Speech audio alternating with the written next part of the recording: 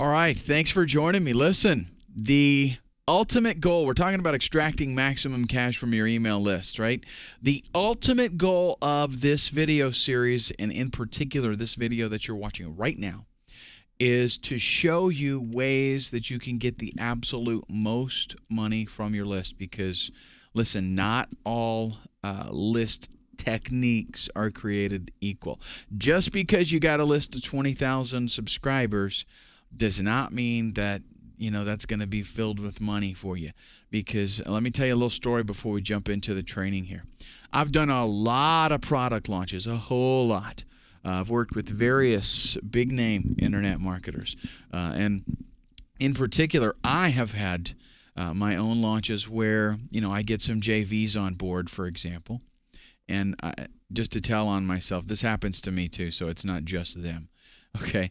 But, I'll have people that have a list of maybe 50,000 subscribers, and they'll promote a product for me, and they'll get, maybe 300 hops, 300 clicks, and make a few sales. And then I'll have maybe a JV that has 10 or 20,000 subscribers, and they'll get, like 1,000-2,000 hops and make hundreds of sales. Why is that? It's because of the way that we cultivate our lists. And the same things happen to me, right? I've sent out emails in the past where I would, send out one email maybe to a couple thousand people and get hundreds of clicks. Whereas I might send out a list to a couple thousand people and get, 100 clicks.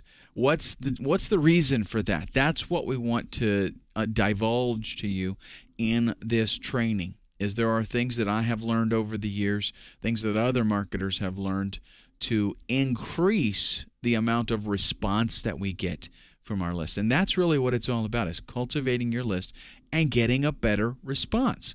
Whether that is increasing your open rate, which is how many people, if you send out an email to 10,000 people and 5% of them open the email, that's pretty pathetic, right? When I send out an email, I hope to at least get 50-60% of the people actually open it. And of course, you can attain those numbers. I'm going to show you how with this series. The open rate is one thing to take into account. The action rate, how many people actually do what it is that you ask them to do in the email. Click a link and check something out.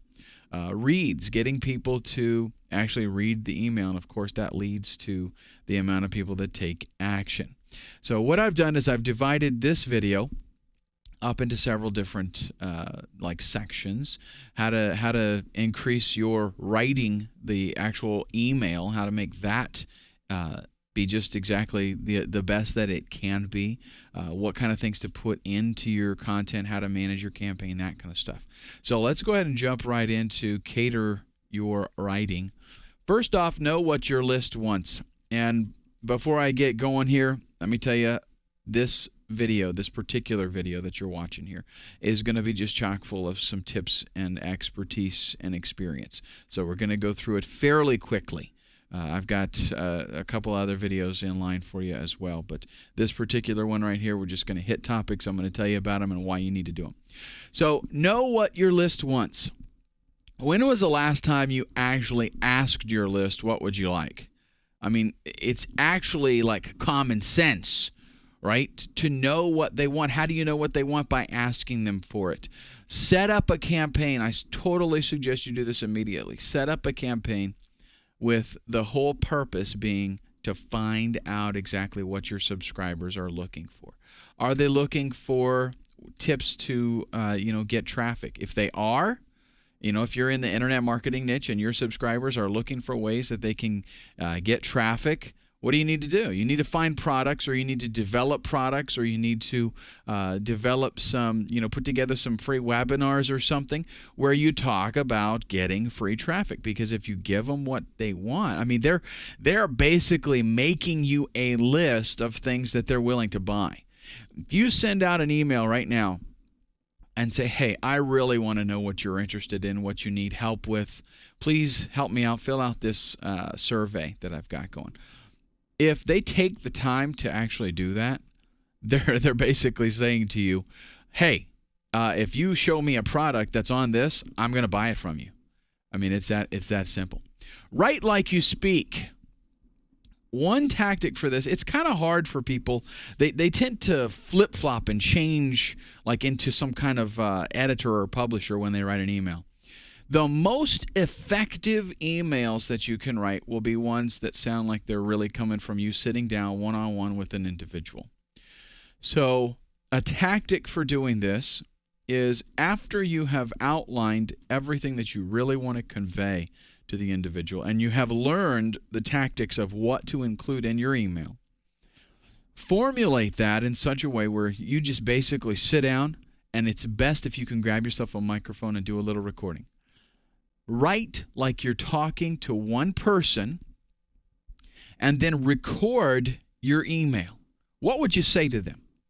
And then you basically want to listen back to that and write that just like you talk. So write like you speak and write to one individual. Don't write to a group of people. Yeah, you're going to send this out to 10, 15, 20,000 people, but one person at a time is actually going to read your email, and this email needs to touch that one person. So what we're going to do is I'm going to show you some things to include in your email. Get those in mind, kind of write them down as an outline, and then talk, just like you would one-on-one with an individual.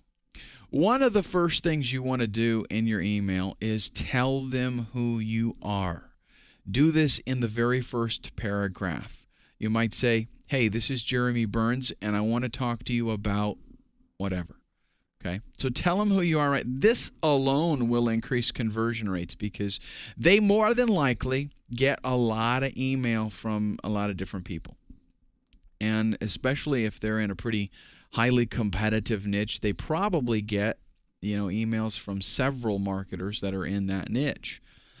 So what you need to do is after you have cultivated your list like I'm going to share with you in this video, you're going to get a much greater response if you tell them right away who you are. If they see in the email, oh, this is so-and-so.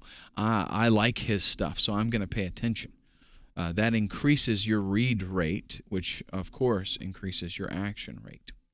Tell them the benefit of what it is that you got going in that email. Tell them right away, immediately after you tell them who you are. The way that you do this is, I'm going to touch a little bit more about the content in the next slide, but it's basically giving them a preview. Tell them what it is that you're going to do for them immediately. That's very important so that they see that, you kind of want to weed out the people that won't be interested anyway, but you want to make sure that you grab the people that would be interested. If they have sent out to you, if they responded to your survey and said, hey, I need some training on getting free organic traffic, then you're going to say, hey, this is Jeremy Burns, and I want to show you how to get loads of organic traffic absolutely free. So you tell them the benefit right away, tell them who you are. Then you want to close with a personal message. One of my favorite tactics to put in an email, and this is very powerful, folks, is before you're getting ready to close, you've delivered what it is that you want them to do, and they've got the call to action and all of that. You need to put right in there, not just to your success, blah, blah, blah, Jeremy. No, you want to put a personal message like, hey, I'd really like to make sure this works out for you. So if you've got any questions or if you run into some kind of problem, make sure you send me an email and I'll see if I can help you out. Regards, Jeremy Burns. And they put your email address right there where they can actually get a hold of you. You know what this does? It's not that you're going to get like a flood of emails now just because you put that in there. But what it does is psychologically it tells them, hey, this individual is personally interested in helping me out, helping me to be a success, whether that success is losing weight, building muscle, repairing my credit, or buying a house, getting into real estate, doesn't matter what it is. They're actually interested in helping me, So I'm going to listen to what they say. And if they recommend that I should, click on this link and check this opportunity out, then I'm going to do it. So it's just, it's something that you're adding in there to give it, again, that personal touch, like I actually care. And when we start out with that personal touch and throughout the email, it's got that, when you're writing to one individual and they feel that, they sense that, it increases your response dramatically. Content tips. Touched on this just a moment ago. Quickly give them a preview. You need to share with them what it is that you're promoting, how it's going to benefit them. And they need to see that right away. That way, if you jump into some big, long story, that doesn't, it's not going to so much catch them as so much as if you would to tell them, here's the result of what I'm going to, what this is all about. Let me illustrate that for you.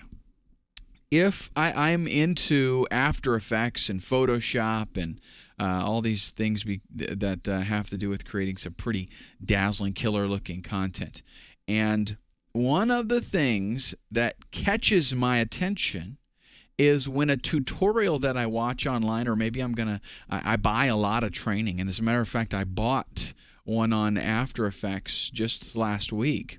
And I got it, and they'd use, the reason that it caught my eye and that I bought from them is because they use this very tactic. Their tutorials do not start out with, hey, we're going to make some really killer text, and the first thing you need to do is push this button.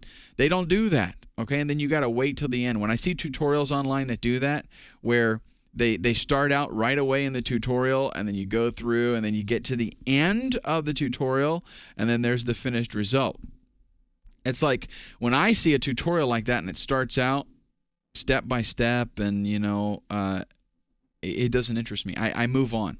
It's like I want to see up front, what is this tutorial going to teach me how to do?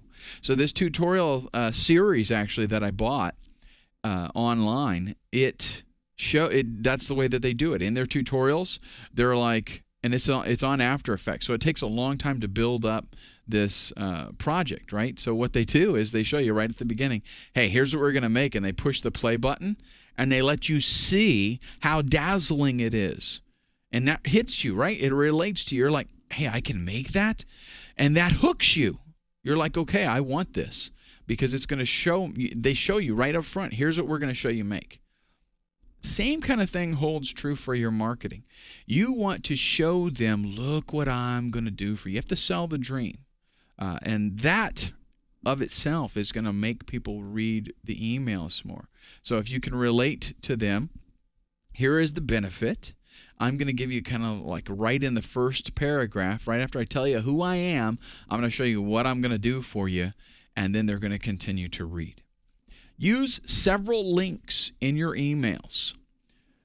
This is contingent on the size of the email, obviously, okay? But minimum, really, you want 2 in there. And it's the same link. That I want to stress that. The same link to the same thing, not several different links, which I'll mention that later on. But you definitely want to give them multiple opportunities to go to your offer, whatever that offer is. If it's a longer email, then you'll think about, 3 or 4 links in the email. You got to be careful because you don't want to, have any deliverability issues. And if you've got like a high spam score, which is another thing we'll talk about later, that's going to, one of the things that triggers that is a bunch of links, a whole bunch. But if it's a pretty long email, having 3 or 4 links in there is okay, because there's a lot of content along with it. One of the things for your content, one of the things that you can do that will excite people is to do an interview. With this, you find, let's say you're going to promote a product. You've got 10,000 people on your list, and they're all interested in this specific niche. So you're looking for a new product to promote. Instead of just sending out a blast that says, hey, come check out this site and buy it. Instead of doing that, you're going to take a little bit of care and planning by contacting the creator of that product. See if you can get them to do an interview with you, just maybe on the phone. Email is okay, but it's better if you can do it over the phone and record it.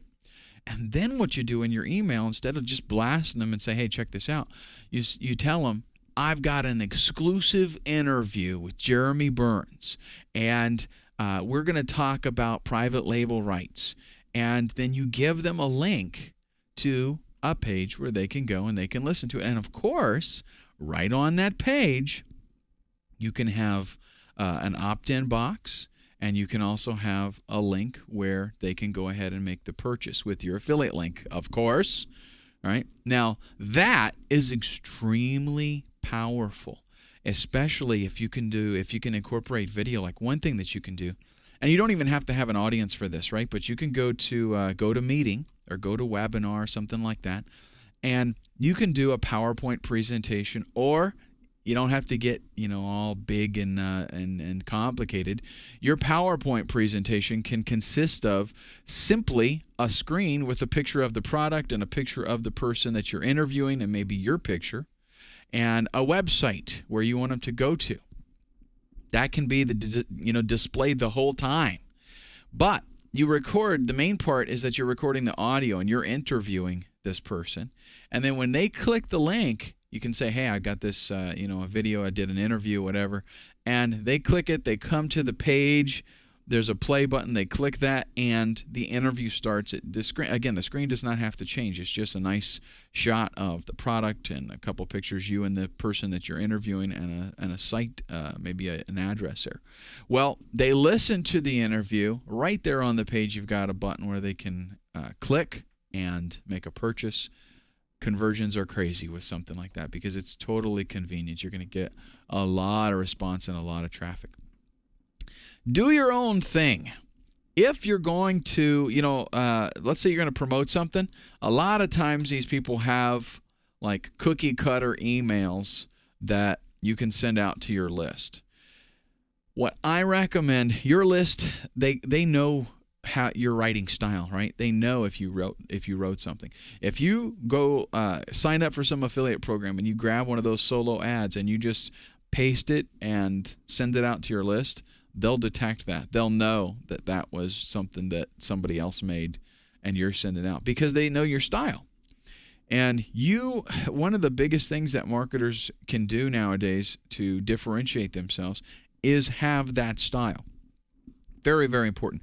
All the big name marketers do that. They have a specific style that they write as, and people know, hey, they wrote this. If they just take somebody else's stuff and they paste it in there and blast it to their list, they know somebody else wrote this. This is not so-and-so.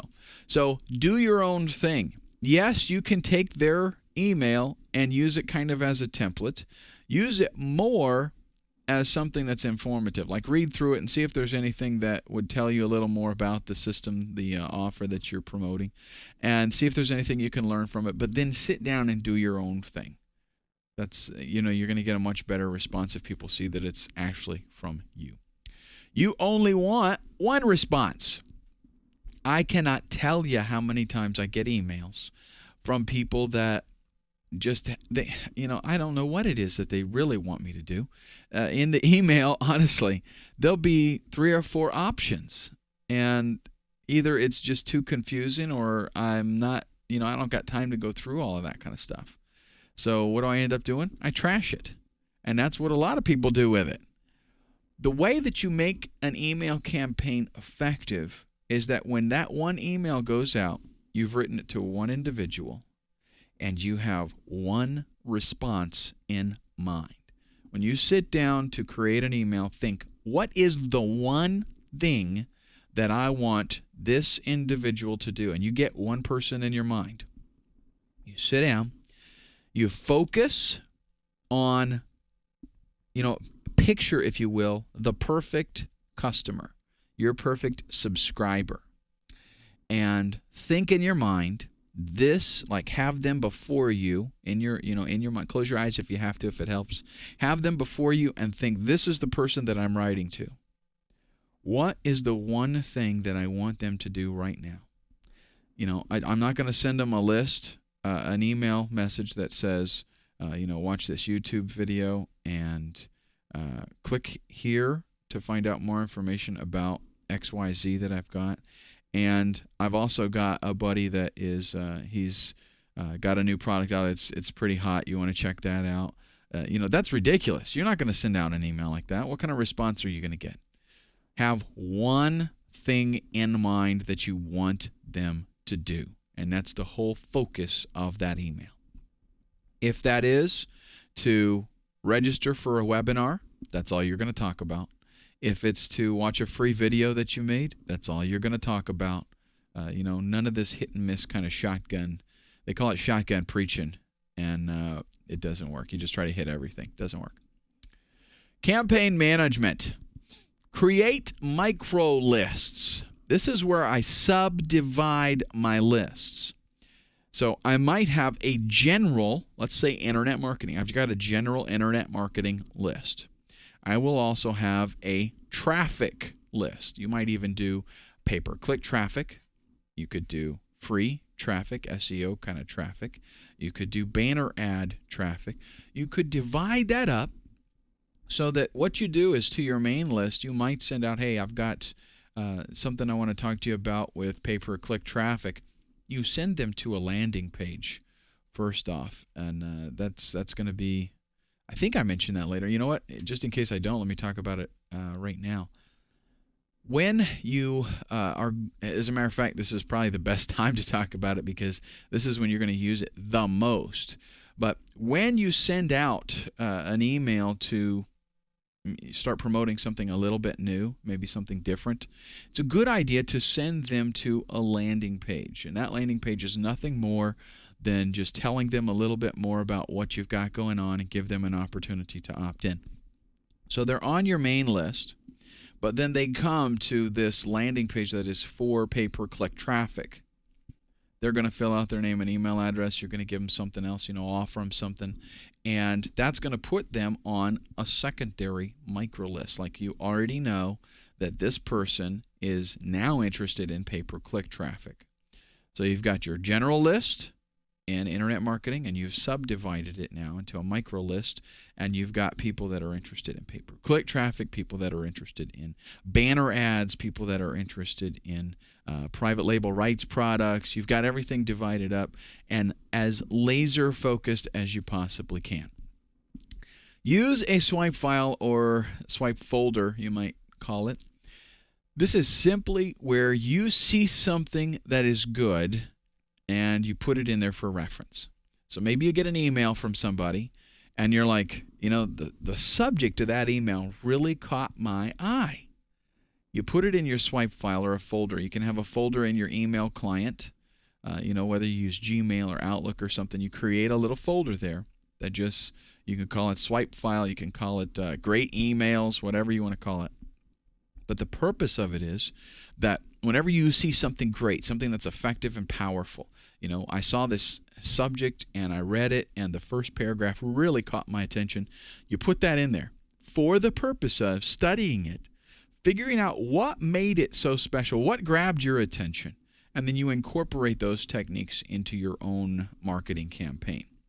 Mail regularly. That does not mean mail every day. Definitely you don't want to, because you can overkill your list and then they'll get sick and tired of you. But you find out a regularity that they can tolerate and you need to stick to it. Maybe it's once a week.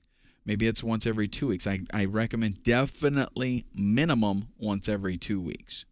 But they need to have regular communications from you. Otherwise, they're going to opt in today. They don't hear from you in a month. They're going to forget even that they even did it, and they're going to flag you as spam, and they won't get any more of your emails ever again, and that's a fact.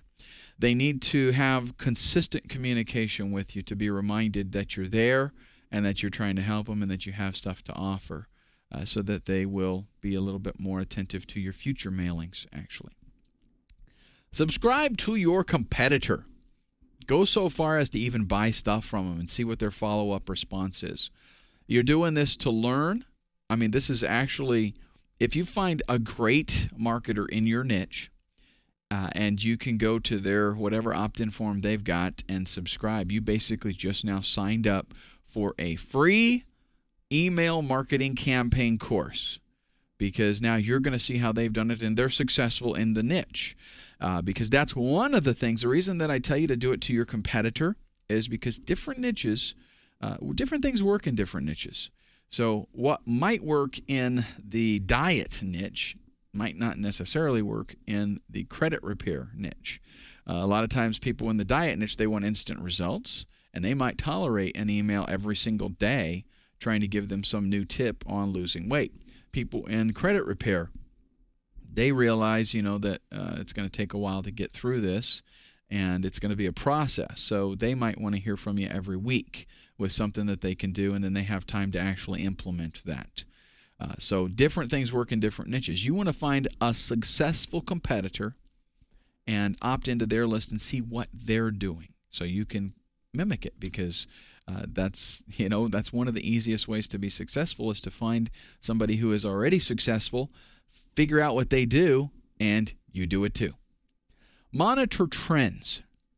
If there's something going on, if there is, like the Olympics right now, the Winter Olympics are going on, you have an opportunity to increase sales and make more money, make like extra money, if you pay attention to trends or events that are occurring right now and figure out a way to monetize off of those. If there's something that's coming up, you can launch a campaign. Let's say that, as marketers, if you keep an eye out on what's going on, that will allow you to be more successful in your marketing.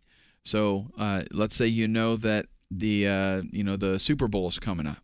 Well, as a marketer, what you're going to try to do is then create some blogs that are catered around the keywords that people are going to be searching for during that time, and you're going to promote those. You're going to write articles that will point back to those blogs, and as the search engines grab hold of that, they're going to find that as relative content, and there's going to be a surge of searches for that, and that's going to definitely help out your site. You do the same kind of thing with your email marketing. If there's something going on, you touch on that. So if a perfect example, one that a lot of marketers use because it's so totally successful, when the 9/11 thing happened in the at the World Trade Center, the Twin Towers, there was a big deal about having survival equipment and stuff like that. Lots of new sites even came up, and lots of people made a bunch of money off of pushing that kind of stuff because they knew that's what people were interested in. Any kind of thing like that happens is going to give you an opportunity to make a whole bunch of extra money. And I'm not saying take advantage of people, but you take advantage of what is happening in the world at that particular time. You're actually helping people out in a sense, because if something's going on that, like with the Super Bowl or the Winter Olympics or a disaster or something like that, even if they're going to be looking for something because they need help, then you might as well be providing that to your email list if they're already interested in it, right? So in other words, you wouldn't, if you have a list of 20,000 internet marketers and something happens bad, that's like there's a hurricane or something and there's devastation, whatever, you're not going to send them a list to where they can get water purification or whatever, right? Not related. But if you're in that niche and the event fits in with that, definitely you take advantage of that opportunity. Low-scale testing before large-scale mailings. If you have a plan to buy traffic, let's say your goal is to send out 100,000 emails, and you're going to go to different sources and either rent lists or pay for some traffic or do some JV swaps with somebody, whatever. Wouldn't you rather have the ultimate peaked, totally tweaked email that is going to be sent out as opposed to just throwing one together and send it out? I mean, yeah, because just a little difference of a headline or, something in the email makes a big difference in the response. And if we're talking 1 or 2% difference, I mean, that's by the time you hit the whole campaign, that's pretty important. So what you have to do is first do a small test. So if you can send out an email to 5,000 people and then do a little tweak and send out a different email, just change one thing, like change the subject line. Send that to another list of 5,000 people. Then you figure out which one gets the better response, and that's the one that you're going to use for your large-scale campaign, where you might, ultimately 100 or 200, 300,000 people, depending on what you got going on, how you're going to do it. But you want to get the most out of those people that you can, and you do that by testing the campaign itself. Getting results. Send them. Yeah, I figured I was going to talk about landing pages later, but I couldn't remember for sure. Send them to a landing page, and the landing page is just where you can share more information with them. You can also have a link for them to go to a product if you want. What I recommend is that you do create another list, right? So you send them there, give them an opportunity to opt in so that they can find out more information about that specific product that you're promoting, whatever it is. And what's best on the landing page, if you can provide some kind of audio or a video or something that will engage them more. I am seeing more and more long-form sales pages. I'm not saying they don't work at all, but they're kind of going out. So if you can make the best thing that, in my opinion, you can do, and this is my experience, the best thing that you can do is make yourself a real simple PowerPoint presentation. Get yourself a copy of Camtasia, get a nice microphone, do a simple little 5-10 minute presentation and record it with, doing PowerPoint and using Camtasia to record it. Send them to that landing page. They need to, this is all about the personality, right? And feeling very personal. They need to see and hear you on an intimate level. That is so powerful, folks. I can't tell you how powerful that is. If your sincerity comes out in your voice, if you granted you could bomb it if you have no personality, so you got to be careful with it, right? You don't want to send them to a landing page that says, "Hi, my name is John, and I made $20,000 and last month it was great." You don't want to send them to something like that because they're not going to buy it. But if you send them to a landing page where you say, "Hi there, my name's John, and I want to show you how last month I pulled in $22,000 with a killer technique that absolutely blew my mind when I saw it."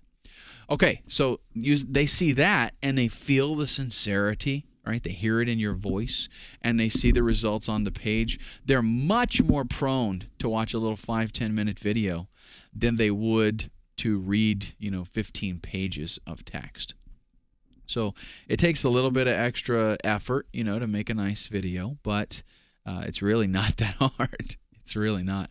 I'd rather make a 5 or 10 minute video with the PowerPoint presentation than make a 15, 20 page sales letter any day. Okay, and I'm not saying you don't want to have the sales page if you're promoting, maybe you created a product and or you got a private label rights product, whatever, and you want to make a sales page, fine. But what I'm seeing more and more trend, not only on the squeeze page, but on the sales page, right at the top, a link to watch the sales page instead of having to read it themselves. They can actually just see delivered to them. People are lazy, right? It's much more engaging for them to experience that video than to read the sales page. But bottom line here is on the landing page, give them something that gives them the opportunity to say, "Hey, I'm interested in this," and you do that with an opt-in form. Don't forget your customers. People who have purchased from you previously are much more likely to purchase from you in the future. And when I say purchase previously, that might mean 2 minutes ago. So here's an opportunity for you. You want to increase your revenue without hardly any extra effort and zero additional ad spend or any extra kind of monetary effort. Let me tell you the quick and easy way to do that. Whenever somebody does buy something from you, on the thank you page, give them the opportunity to buy something else. Maybe they can upgrade, or maybe there's something related in that niche. It could be an affiliate offer, something of yours, doesn't matter.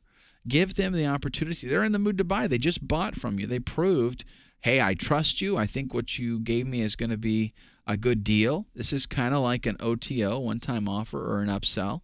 But do it on the thank you page. Hey, it can't hurt anything, right? Don't kill the winners. What does that mean?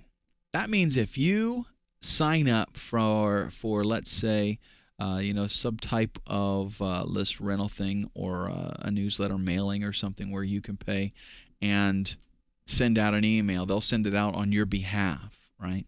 Or you've got a JV partner that sends out an email for you.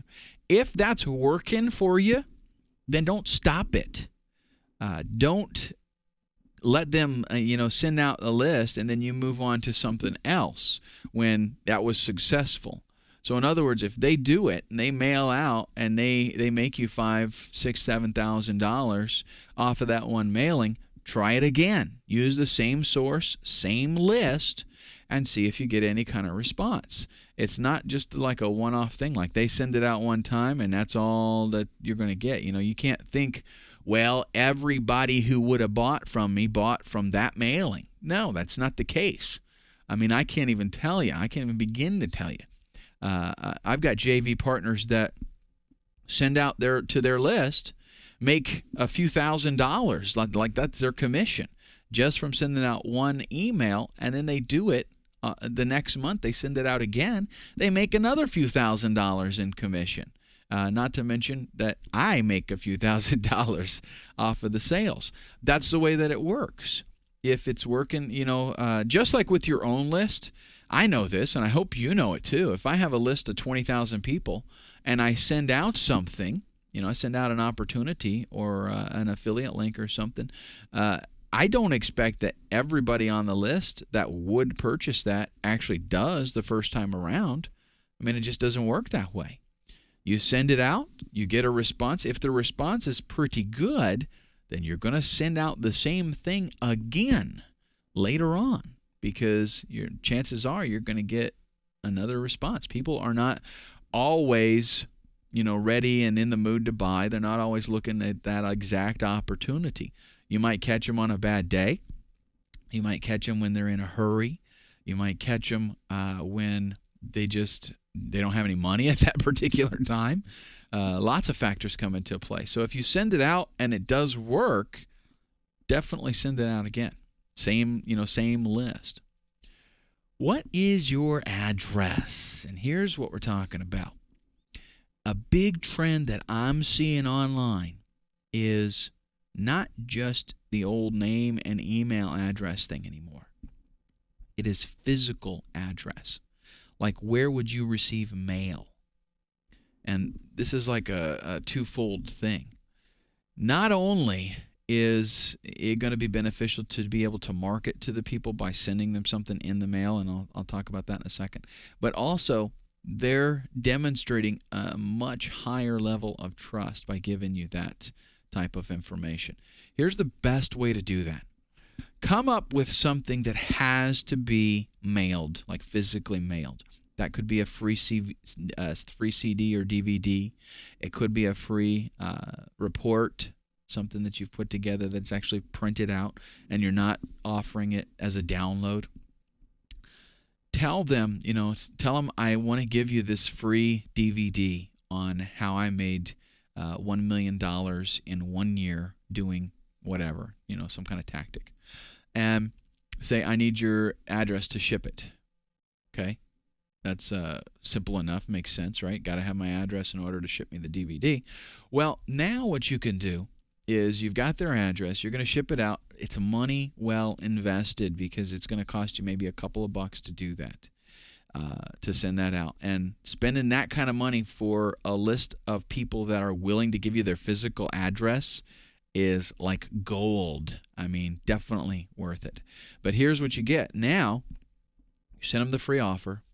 Now, instead of emailing them all the time about opportunities that you've got, how about sending them a postcard And guess what? Direct mail has always been really big. I mean, it used to be like huge when there was no internet, right? And then as the internet matured, people started using that as a way to generate money and talk to people, definitely. But now, the reason that we're seeing this a lot is because how hard is it to guarantee deliverability of emails? Boy, it can be tough. People, they get so many emails. A lot of times they don't read stuff. And spam filters can just trash your email before they ever even get an opportunity to read it. All kinds of deliverability issues that, in fact, I've done a training specifically on deliverability because it can be tough. Well, I'm finding a lot of marketers more and more incorporating offline marketing strategies, the old school stuff that appeals to these people, and the deliverability is almost guaranteed. It's very rare that they don't actually get it. And it's one thing that happens with offline marketing that does not happen with email is that on occasion, so maybe somebody gets somebody else's mail. Well, big deal. I mean, at least you got it before somebody. There's an opportunity that they could act on it as well. How many times do you see to such and such or current resident? Right? Because it might be something that they're interested in as well, right? But with email, that doesn't happen. If it's the wrong address, then nobody gets it. It just bounces around in cyberspace until it just disintegrates. Well, with offline strategies, think about this for a minute. If you get a postcard from me and it's a nice looking postcard and it's on this thing that you specifically requested information about, how more likely are you to actually read that and take action on it? Much more, because it's not something that happens every day, right? Here's the kinds of mail that we get. We get general things like catalogs and stuff like that really it appeals to anybody, so who cares? We get offers for unsolicited things, like people wanting, you go buy a house. Next thing you know, you start getting all kinds of offers for insurance and to refinance. Not interested. You just get it out of the blue. Insurance offers, stuff like that. So you get a lot of this stuff that just everybody gets. What's going to happen if you open your mailbox and there's a postcard in there and you specifically have subscribed to this diet list because you're overweight and you need to get some help and you're trying to lose weight, and you get this postcard that says, hey, here's how I lost 25 pounds in 60 days and I can show you how to do it. It's like, hey, that's exactly what I've been looking for. And it came to my mailbox. It's catered to me. So it's something that's a little bit different, and people are much more responsive to it. Before you ever actually click the send button on your email campaign, check your spam score. This is a little side tip on deliverability. That is one thing that can increase the amount of response that you get because it increases the amount of successfully delivered emails, and it's real easy to do. If you use Aweber as your autoresponder, a lot of the other autoresponders do this as well, but with Aweber, it gives you a spam score. You create an email, and then when you get it ready and you save it, before it sends out, it shows you, here's your spam score. And if it is too high, it's going to throw up a flag and tell you, hey, you better make a change. And I've been able to do that myself where, anymore nowadays, it's very rare that I'll create a message that even looks like spam. But I have made a message, and in Aweber, after I save it, it'll show your spam score is like 2.1 or whatever like that. And all I got to do is go back in, do a few little tweaks and changes, save it, come back out. Oh, your spam score is 0.3, and it's perfectly fine. It's going to send out. You're not going to have to worry about deliverability issues. So that's one quick and easy way to increase your response rate is by increasing the successful delivery rate. So I hope that was helpful to you. I guarantee if you implement these strategies into your marketing campaign, you're going to start seeing more emails get opened. You're going to start seeing more actions being taken, and bottom line, more revenue. Let's move on to the next video. In this video, what we're going to do is look at some more advanced tactics for increasing the action, the conversion, increasing the amount of money that you make from each individual list that you have. First up, you want to educate your subscribers. That is the goal of your email campaign. Don't look at it so much as, I've got a list of 10,000 people, so here's the amount of money that I need to make. Approach it from the standpoint that you actually feel it's your responsibility to educate these people on whatever it is. So you've actually got a burden for that. What we see a lot of times is people that are led about by greed and they're doing everything with the motivation to make money. Guess what happens? It doesn't work typically. I mean, not to say that nobody motivated by greed ever makes money, because they do, but as far as being a success, and it's my goal to help you be a success in your life, not just in marketing, right? I want to help you be happy with yourself.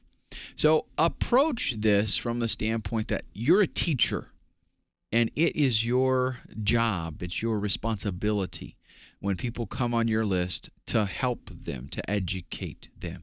And as kind of like a side benefit, you're going to make money doing that. Have a call to action in your emails. This is something that, people, I see this on sales pages still, although most people are catching up to that, but I see it in emails all the time. You don't just put a link in your email and assume people know to click on it. You actually need to tell them to click on it, to watch the video, to click on it and fill out the form, whatever it is. You want to have a call to action. And it kind of goes, it's one of those things that people they eliminate because you're sitting down writing this email and you know what you want people to do. So you're so close to the problem that you're not able to realize that you really do need to tell them to do that. Attention-grabbing subject lines are very critical in your marketing campaign, because it doesn't matter how good your offer is. It doesn't matter how good what your, maybe you've got a free webinar for them to sign up and watch, and it's going to be very valuable. Even the copy in your email could be really, really, really good. But the fact is, if your subject line isn't good and doesn't grab their attention, they're never going to read about the webinar. They're never going to sign up, and they're never going to get that good content that you're giving them. So an attention-grabbing subject line is critical. You have to be careful with the things that you put in the subject line, because there's kind of like there's a very fine line in attention grabbing and spammy, which if it's spammy, then they'll never see it. So here are some things that you want to do and some things that you don't want to do to help your subject line be attention grabbing but not violate any other rules.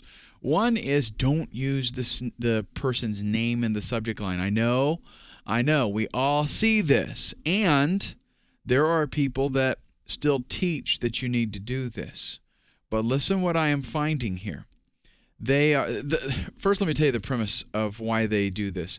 Because spammers generally go out and they just harvest email addresses. So they typically don't have people's first name, whereas as a legitimate marketer, I ask for their first name and their email address, and they give it to me. Okay, same thing for you.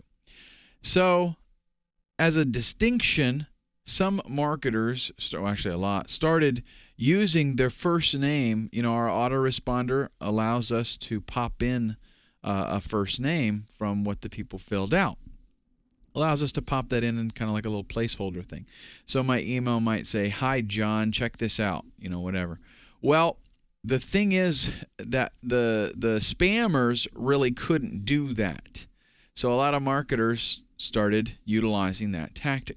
The thing is, how often, if you're writing an email to a friend, How often do you put their first name in the subject line? Probably never. More than likely never.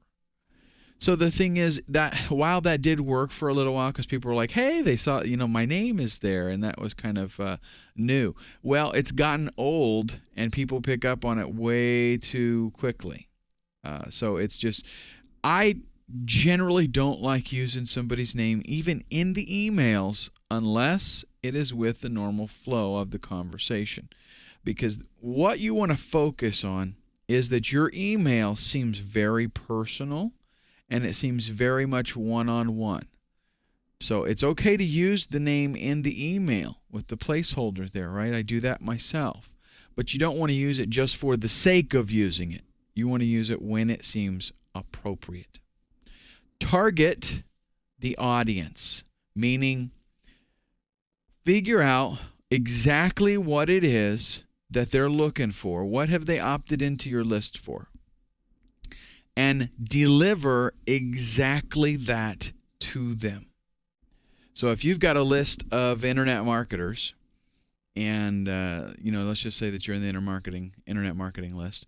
If you are going to promote maybe a product for free traffic generation, or a product on pay-per-click or social networking, something like that, you want to cater that specific, get in mind who it is that you're trying to reach and specifically give that to them.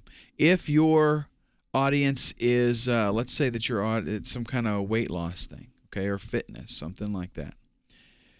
You want to address them. When I say targeting the audience, you want to actually address them, pull them out of the crowd, so to speak, even though it's going to fit your whole list.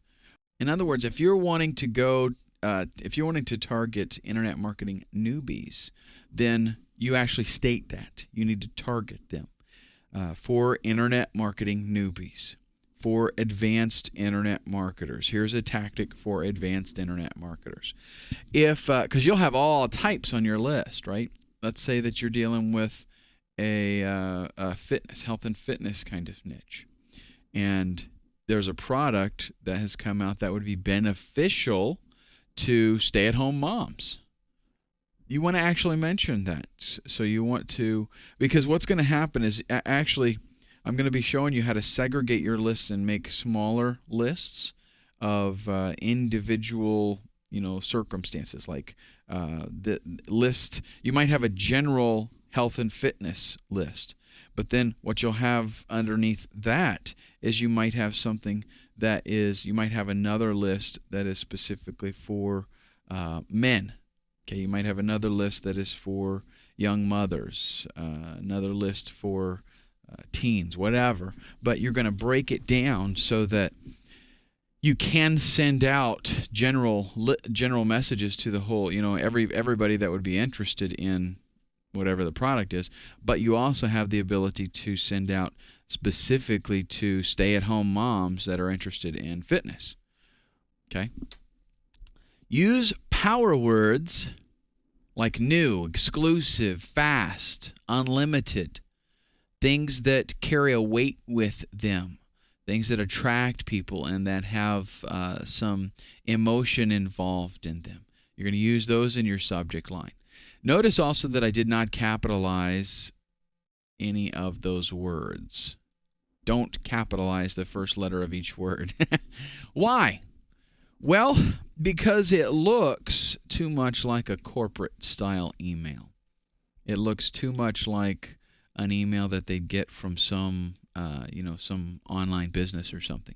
And we're again wanting to affect the form of a very personal letter. Every one of your autoresponder messages should seem like, one rule of thumb that I go by is I write my emails with the expectation that people are going to read them and feel like I just sat down and wrote that to them and they'll actually reply.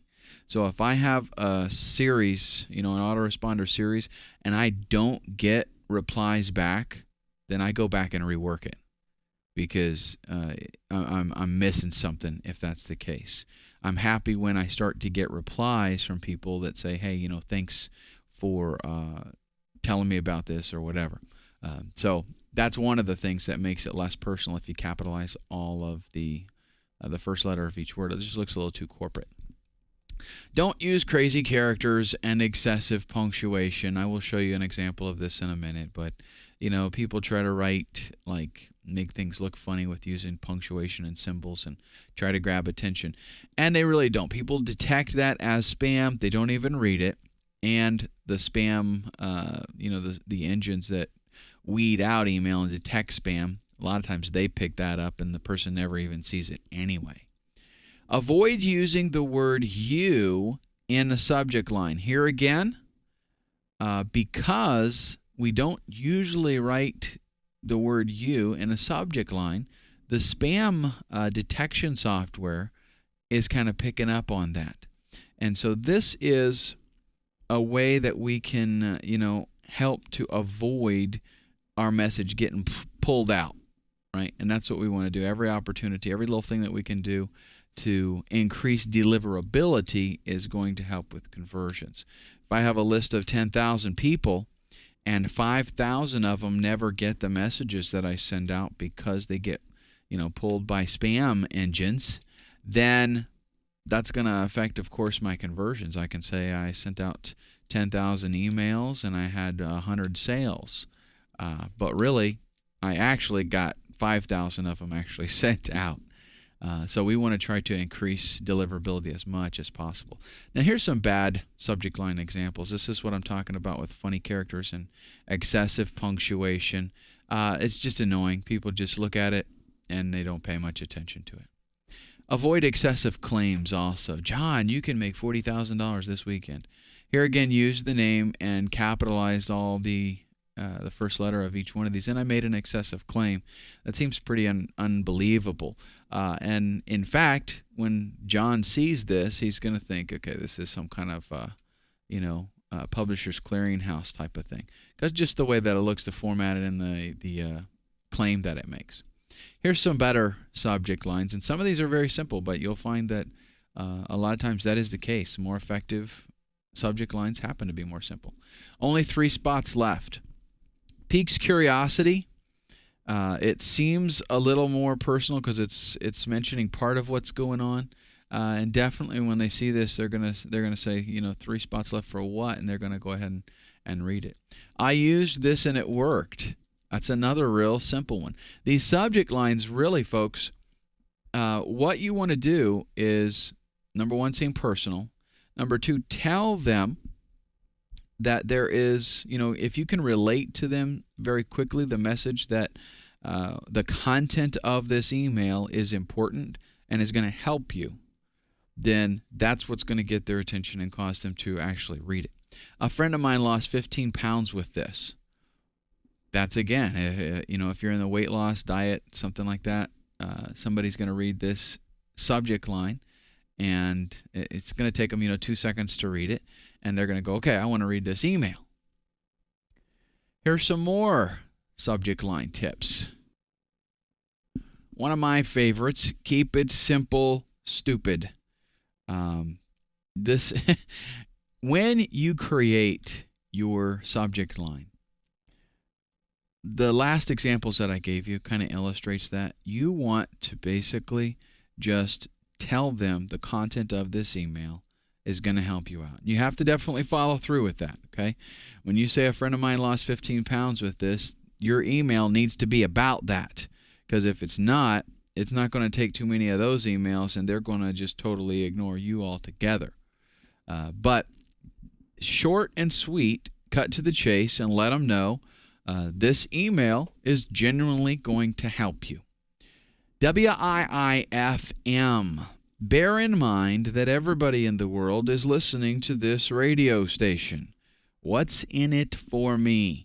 So as you sit down and write your subject line, that's one of the things that you bear in mind is you have to relate to your reader that this email is going to solve a problem for them. It's going to help them. It's not all about buy my stuff. It's about, hey, look, here's something I can do for you. Your personality sells, not your autoresponder. This is something that probably needs even more stress put on it, but I'll do my best here with this. Your very unique personality is what is going to separate you from the regular marketing world that's out there. So therefore, in everything that you do, not only your subject line, but the actual emails themselves, you need to let that personality come through. And if maybe you don't have a personality, or maybe you have a personality that a lot of people don't get along with, okay, whatever the case might be, you can go ahead and affect a different personality. You can have maybe a writing personality where maybe you're normally a pretty sober, relaxed individual, and you want to seem energetic in your emails, okay? So you affect that energy when you sit down to write, but you need to have a focused personality that people can recognize and let that come out in everything that you write, really. Read the newspaper. This is a good place to go to get ideas for headlines, because newspapers, I might add a lot of the magazines that you go to the store and they have at the checkout, same kind of thing there. What they do, and they're very, very good at it, is they target a specific part of a story that they want to tell. And a lot of times I know they target a part of it that's maybe not quite 100% accurate, okay, but it tells a story in and of itself, a part of a story at least, or maybe a certain a viewpoint of the story in a very short space. And that's essentially what the subject line needs to do. So if you read the newspaper, check out the headlines, and you can get great ideas for attention-grabbing headlines that do fulfill all of the needs here, that show what's in it for me, and that are very simple, short, and sweet, and that will allow your personality to come out. Always test your subject lines. This is definitely, I'm not going to say it's the most important thing, but it's definitely one of the top 5 of successful email marketing campaigns. You need to make sure that you, at every phase, you're making tests. So one nice thing about Aweber is that it allows you to do split testing. So you can take and let's say you got a list of 20,000 people. Okay, you can send out a message to 1,000 people, and then send out another version with just the subject line different. Send that out to another 1,000 people, and then you wait for the results. So maybe the next day you check it out and you see which one has a higher open rate. And there you go. Now you take the one that's better, and you can either test again if you want and send to another 1,000 people. Come up with a third subject line, send to another 1,000, and take whichever one is best, or go ahead and just take the one that performed the best, send it to the remainder of your list. Very, very powerful and effective way to increase conversions. People do look at the from field. In fact, there was a study that showed that most people, in deciding if they're going to open the email, the first thing they look at is the from field. Also, if whatever you do use in the from field, because you could use your name, you could use your company name or your website name or your newsletter name if you wanted to. Whatever you put there, bear in mind that that's showing up already, so you don't need to repeat it in the subject line, right? So if your list is, if you have a newsletter called Losing Weight Fast, then you don't put in the subject line Losing Weight Fast newsletter because they're just going to see it twice. Take advantage of those characters and come up with something a little bit more persuasive. Specialty lists. Let's talk about that for a little bit. These are lists that can be used for very special, unique purposes and allow you to build a list oftentimes very quickly. An announcement list. This would be like, let's say that you're in the Forex niche, okay? So you have you set up and create an announcement list for, advice or something. You could do if you had some kind of stocks kind of list, also some kind of internet marketing list where new traffic strategies that come out, you'll announce that. If you could create a list for new products, if you want people to know when you release a new product, that kind of thing. And this is a very specialty list that you're not going to, just send them emails all the time. They're only going to get it when whatever you said you would, tell them about occurs. So you release a new product, or there's some kind of trend in the Forex market, and you shoot out an email and it goes to them. An additional information list. That's pretty self-explanatory. If people just want to find out some more information about a specific product or a technique or something, then they can sign up. They can get more information. A lot of times, these lists, you're not going to, hammer them like you would a regular list. The purpose of them is just to deliver something in a way that, whatever you specified initially. A registration list. This is a good idea for getting people to participate and be a little more interactive. Let's say that you have, sold an ebook, and the ebook gets distributed with a temporary password. You actually can configure ebooks so that they're, time sensitive. They can use and read it for a week or whatever, and then they need a different password. So what you can do is have that temporary password in there, and then take them to a thank you page and let them know that in order to get the unlimited password, they need to register the product with you. So that's a real good way. That kind of thing, though, for registration, potential JV list. One thing that you will find as you start becoming more and more successful in internet marketing is people do start contacting you for, JV partnerships where they want to work with you on maybe cross-promoting or promoting a new product or something. And what you can do is on your website have, maybe an affiliates page or something, and right on there too you can have a form and let them know this is for potential JV partners. If you're interested in a joint venture with us, please fill out this form, and you can say, we don't have any openings right now, but from time to time we do experiment and explore other opportunities. So, something like that, just to start building a list. That way, when you do need it, you can let them know, we don't have anything right now, but we may in the future. And that way, when you do need it, lo and behold, you check out your potential JV list there, and you've got, 50 JV partners, people who have said they would be interested in doing something with you. And then, that's at least you don't have to start from zero, right? All right, your content. Let's talk about that for a little bit. Your content, the stuff that you send out, bear in mind that this is making you, this is representing you. It's building your business. With that in mind, only promote stuff that you know actually works. Because guess what? If you promote junk, people are going to perceive you as a promoter of junk, and more than likely you don't want that. So this is kind of a difficult call because I know a lot of people, they go out there, the goal is they just want to make money. And unfortunately, if that's what you're trying to do, more than likely it's not going to be so much a success for you.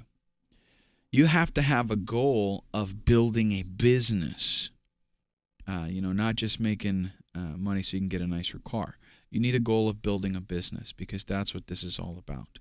So that being the case, when you do promote something else, you want to make sure that it's not junk. You want to make sure that it is helpful, that it works, that it is beneficial to your subscribers.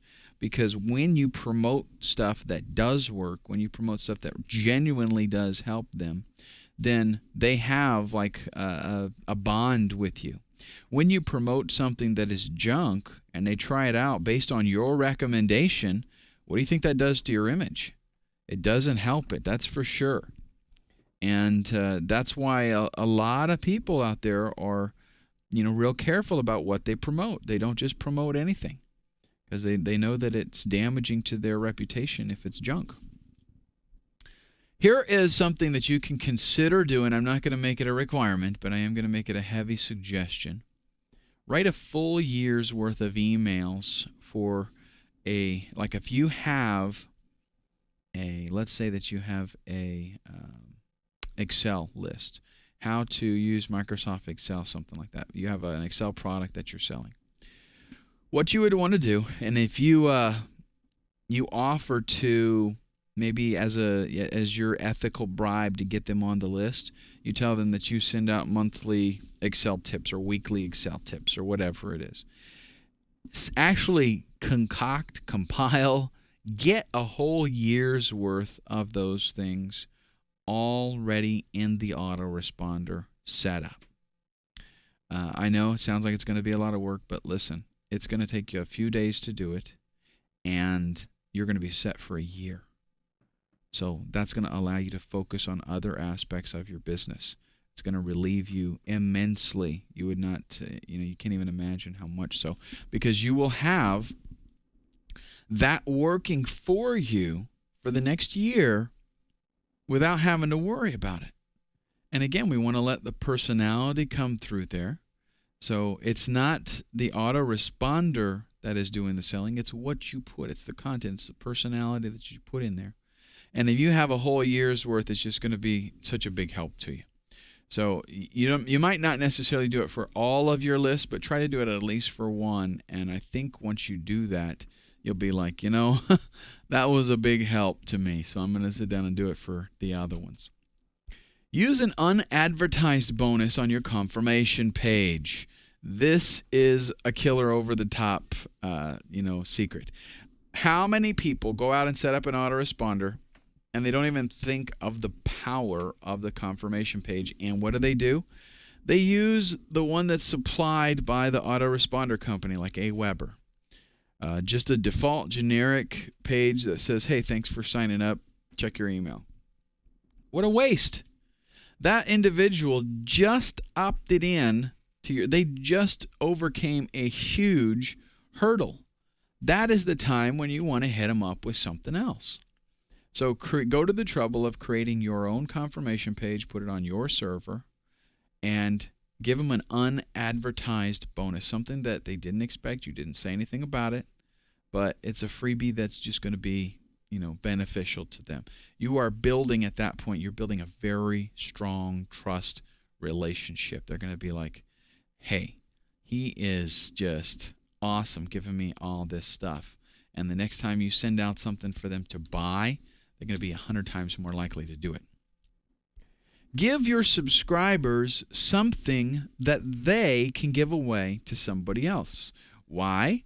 Because every one of your subscribers will then become essentially an affiliate of, it might even be a free affiliate, like they just work for you. They're your salesperson. In your ebook, maybe you give them an ebook and then you tell them, feel free to distribute this to your friends, because in your ebook, you have links. You have links back to your site. You have links back to products that you're selling and that you're promoting. So you're just giving it to them and tell them, feel free to, give this to friends. Bribe plus traffic equals opt-in. This is an equation that it just doesn't fail.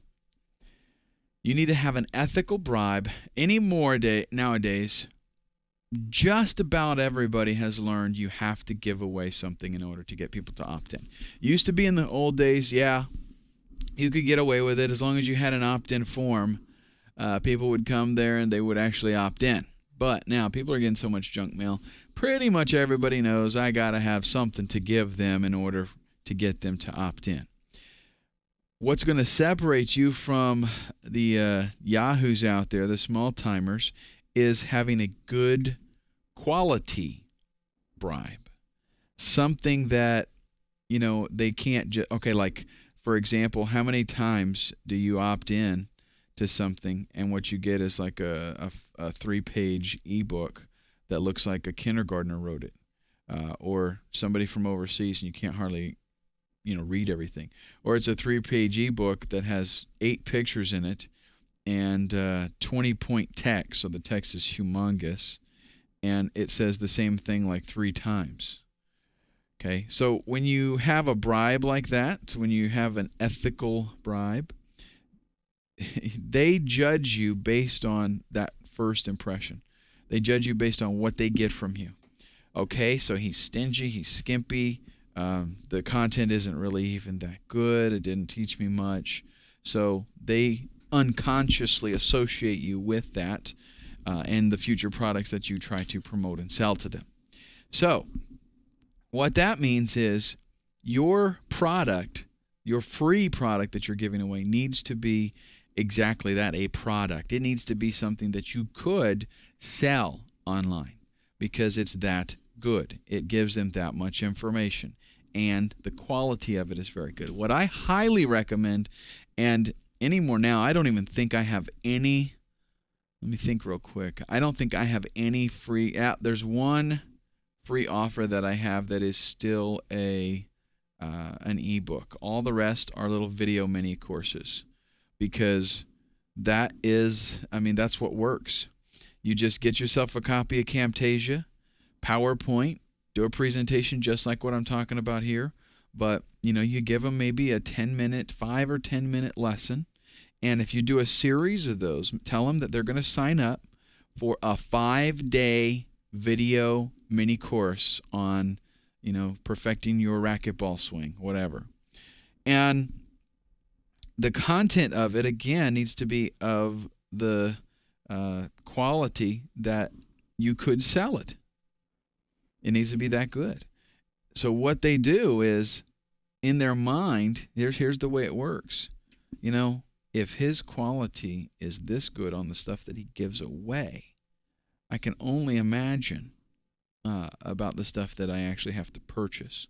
So when the time comes and you do send them the opportunity to buy something from you, they're going to jump on it, because they're going to be like, his free stuff is so good. I can, I can only imagine what this is going to be like. So the equation, though, is bribe plus traffic equals opt-in. Here's the way that it works. Without either one of those two, you're not going to get the opt-in. So without the ethical bribe or without the traffic, it's not going to happen. They go hand in hand, and so don't try it. If you don't have a bribe, don't bother sending traffic. And if you do have the bribe, if you do have a good product, then you better be sending traffic, because it ain't just going to happen. The old adage, if you build it, they'll come. That does not work online, not at all. Just because it's there, I can't tell you how many pages there are on the internet that nobody ever sends traffic to and nobody ever visits. Okay. Location, location, location. What about our opt-in? Where should it go? Well, definitely you want it above the fold, and that would work for a squeeze page and a sales page. Squeeze page, the reason I mention that is because most of the time people are doing smaller squeeze pages now, which is my preference. It's just like one screen. But they can be a little bit on the tall side. You don't obviously want to put it down below where they have to scroll in order to see it. You want to have it right there where they see it and notice it immediately. Also, have an opt-in in line with the content. So if you're talking about a sales page, for example, or you're talking about another, a product page or something like that, have another opt-in form in line, so while they're reading, they again have the opportunity to opt in. It's very important that they see this wherever they might get an inclination to go ahead and opt in. Also consider, this is something fairly new that I have seen. I haven't been able to do this on any of my opt-ins yet, but I do have it in the works. Put the opt-in form in the video. I use a whole lot of video in my marketing, and this is one of the things that I'm getting ready to implement here within the next couple of weeks, actually, is creating a video with an opt-in form. Now, that requires a little bit of Flash programming, and if you can't do it yourself, if you're not inclined to technical stuff, then you'll have to have somebody on, like rentacoder.com or elance.com do that part for you. But the way this works is not having, and it's still fairly new, okay, so you can get on it pretty quick, but typically what people have, and I'll just draw it for you real quick, typically what they have is a video playing right here, and then name, email address, and a submit button. Okay, but what this is actually talking about is having a video, and it takes up the whole area. They watch the video, and then at the end, a box pops up for them to put their name and email address and the button right there inside the video. It's actually pretty slick. It looks really nice, and it definitely grabs their attention, and it's something that's still fairly new, so it's very effective. Let's talk about the ethical bribe that we're giving away, or the offer itself. Somebody comes to your squeeze page, and what I see time and time again that I got to go over is they're actually trying to sell the product on the squeeze page, and that's a real bad idea. They're trying to make it kind of like a mini sales page, but it doesn't work really. If you get somebody to come to your squeeze page, or you can call it a landing page or capture page, you are trying to sell the opt-in. In other words, 100% goal is get them to enter their name and email address, whatever information you're trying to collect. So that means that everything on the squeeze page has the intent and purpose of getting them to enter those details and submit them. That's the whole point. So you're not trying to sell a product. Like, one of the biggest things that I do nowadays is, if I've got something to sell, I don't even mention the product on the squeeze page. Okay, the product name is never mentioned. The the price, obviously, nothing like that. What I've done is I've created a little mini course, a video course that they can watch, that's going to give them some really valuable information that's related in that niche. So I know that if they would be interested in this certain product, then they would be interested in receiving the information that I have. So I've created the mini course, and what I'm selling is the opportunity for them to learn, to better themselves. People tend to buy. They don't buy things, they buy what the thing will do for them. Same goes for the opt-in page here. They don't opt in to get something.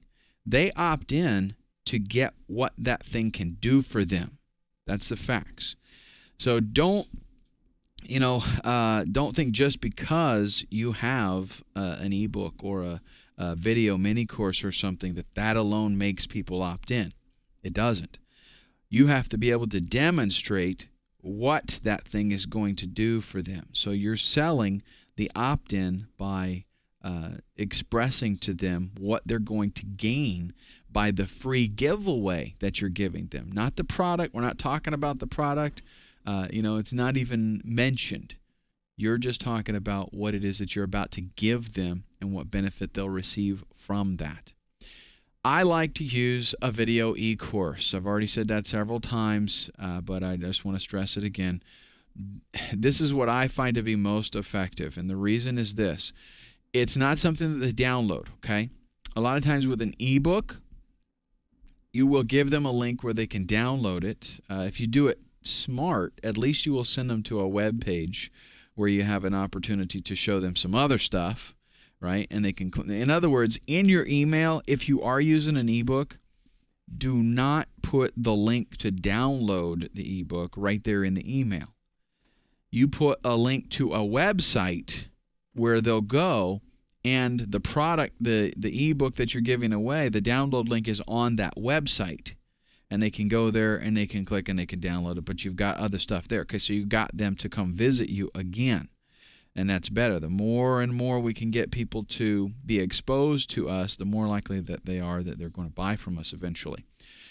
But what this is you set up the same thing. You set up a page. You can have day one, and it's set up on a certain page, and there's a video for them to watch. So they come and watch the video. But on the same page where they watch the video, you've got a link where they could download or where they could visit the sales page for the product that you're promoting. Maybe it's an affiliate link, or Maybe it's a product of your own that you're selling. But right there when they watch the video, they have the opportunity to go and click and find out some more information. And you do that with every single one of them. Let's say you have a 5-day e-course. So the first email that they get about it, they got the link, they go to the website, they watch the video. There's a link there where they can find out some more information if they want to. And the second day, they get an email that says, hey, here's day 2, whatever. And they go to that page. And then they can watch day 2's video, and of course, there's the link again every day. It's they're getting exposed to the same kind of thing. But the videos, they're more engaging. People are much more likely to watch a 5 or 10 minute video than they are to read a couple of chapters in an ebook. Just because it's people tend to be lazy, and they like receiving information like that a lot. So especially if you can present it in a good quality and valuable information, they really like that. Let them know that they are going to expect future emails. So in your first email, generally when people opt in, you want to make sure that you're telling them you're going to get on my newsletter or whatever, and you're going to receive valuable information, blah, blah, blah. But definitely in the first email, you want to let them know too to expect future emails. A nice thing that you can do, a way that you can do that, is by helping them to know how to add you as a safe sender. Here's what a safe sender is. With everybody's spam systems and ISPs monitoring and trying to strip out spam and eliminate it and all this kind of stuff, they've developed what's called a safe sender. And if somebody has like an antivirus program or anti-spyware or something like that, and it's built into their their email client, or even if they're online using like Gmail and Yahoo and Hotmail and stuff like that, there is generally a way that you can specify that a certain email address is safe, and that no matter what they send, you want to see that email. So even if, in other words, if there are certain criteria that the email client or the anti-spam software is looking for, and I send an email to you and it has that criteria, maybe I did everything wrong, and I would normally throw up a flag. Well, because my email address is in your safe sender list, it's not even going to pay attention to any of that. It's just going to go ahead and deliver the email. So if you can show them how to do that for a variety of email clients and programs and stuff, have little tutorials or a little step-by-step guide, and let them know that they definitely want to add that in there, because you're going to be sending them valuable information and they don't want to miss it, that kind of thing. Provide ongoing, valuable content. So with our bribe, our ethical bribe, we are going to give them some stuff that is, of course, of value. But at the end of that 5-day mini course, we're not going to just stop there. Okay, we're going to continue to give the people on our list valuable information. They might not be ready when they get to the end of that 5-day e-course. They might not be ready to buy for a lot of different reasons. Some people just, they move slowly. They don't act very quickly. So what we're going to do is to continue after that to provide valuable content that generally will help them out. Now, it doesn't necessarily need to be stuff that you would package and sell. It doesn't have to be like that. The e-course should be. Like, the e-course should be good enough that you could sell it on its own.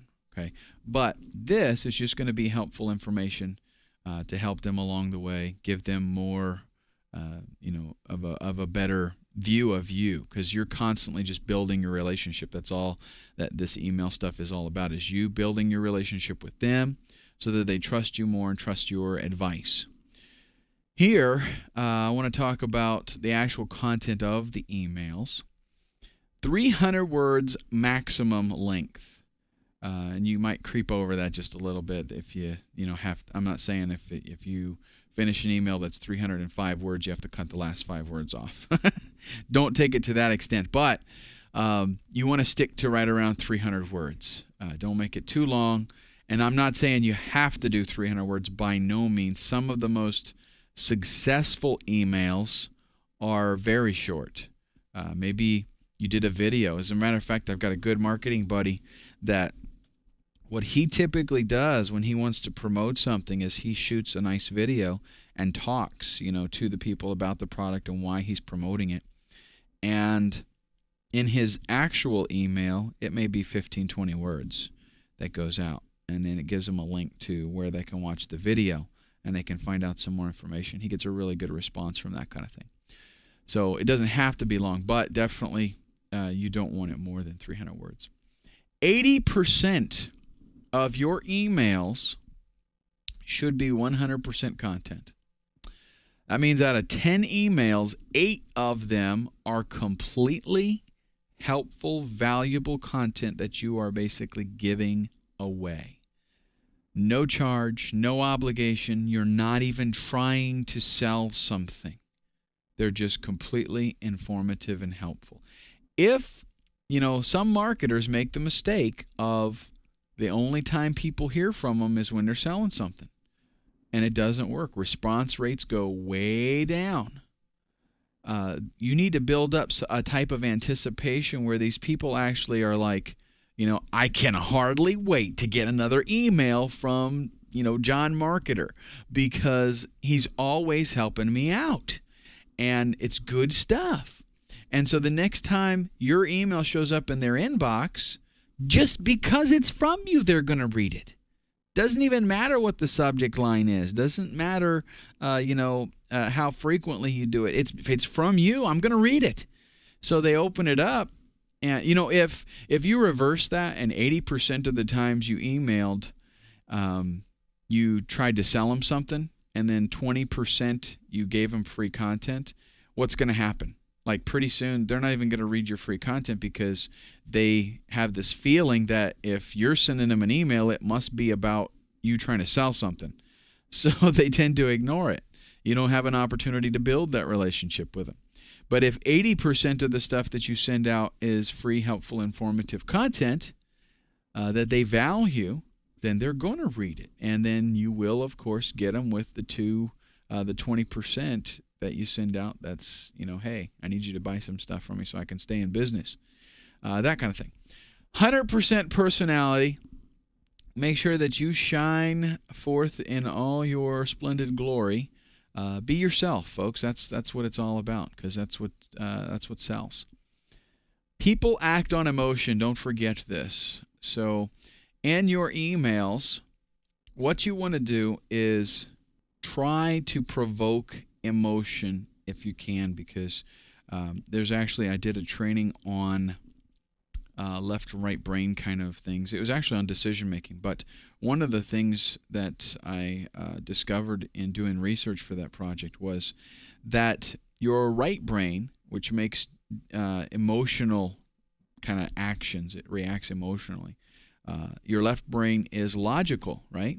Well, your right brain actually starts to work on a problem 0.4 of a second before your left brain. So it gets kind of a jump.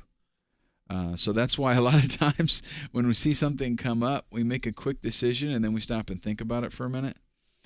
Because the right brain said go, and then the left brain caught up and said, hey, hold back now. Hold on a second. But if we can, we want to try to get people to affect their emotions, and then they'll be using that right brain to make those decisions, which a lot of times is kind of trigger happy. So that works out very nice for us. Here's your goals, and this is going to be the last slide, and I'm going to close with some words of advice here on what you're looking for, what you're trying to get. Opt-ins on your squeeze page should be at least 30%. So if you're below 30%, then you need to do something about your offer.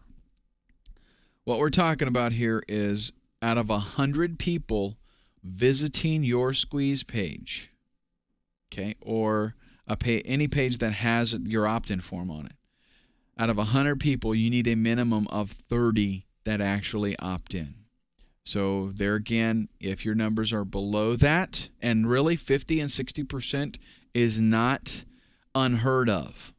But if your numbers are below 30%, you need to tweak your offer and make it, it needs to be better. So you need to change something on the squeeze page to increase that, get it up. open rates on your emails should be at least 60%. And I know that's going to sound like a shocker, but listen, if you're doing this right, if you are providing the kind of information that you should be, and you're doing your marketing homework, then that's the kind of open rate that you should get. Fact is, we will have deliverability issues pop up. We will catch people that are on vacation and they're not there to get their emails. But what I like to see is when I send out an email, 60% open rate. Now, doesn't necessarily mean that 60% are going to do what I wanted them to do, but at least 60% need to open it up and, read the email. As far as actual action, email responses should be at least 25%. Now, that means I need to quantify the numbers here. That does not mean if I send out 100 emails that 25% of the people do what I want them to do, because we have the the open rate that we have to take into consideration. So what that means is, let's say, and I'm going to use fairly round numbers just to make it simple to do the math, because I don't like doing math in my head. If I've got 100 emails that go out and I've got a 50% open rate, okay, that's half. It's a little bit short of what I would like. That means 50 people did open the email. Of those 50 people, 25% of them should click on it. Okay, so a quarter of them, about 12 people should click and act. If you get above that, that is fantastic. But what you'll find is you should keep track of all of the emails that you send out and keep track of the statistics. So what you do is, in your swipe file, you can create a swipe file specifically for your stuff. So you send out an email and you send it out to your list. Maybe you got 5,000 people on your list, and you get a 65% open rate. Okay, fantastic. And then you get, out of those that opened it, you get a 40% response. People click on the link and do what it is that you wanted them to do, which is, click on the link. That doesn't mean your sales are that high, right? It just means that people actually did click on it. Well, what you want to do is keep track of that, and maybe even if you want, you can go to the extent of making an Excel spreadsheet to say, okay, here was my subject line, here was how many people I sent to, here is the open rate, and here is the response rate. This percentage of people clicked on it.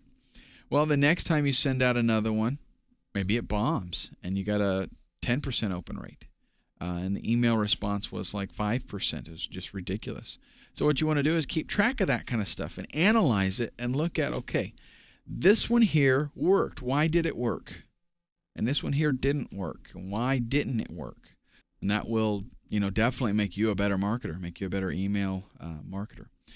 All right, so I wish you the very best in getting maximum cash from your email list. Thank you so much for joining me, and squeeze the trigger and ride the bullet.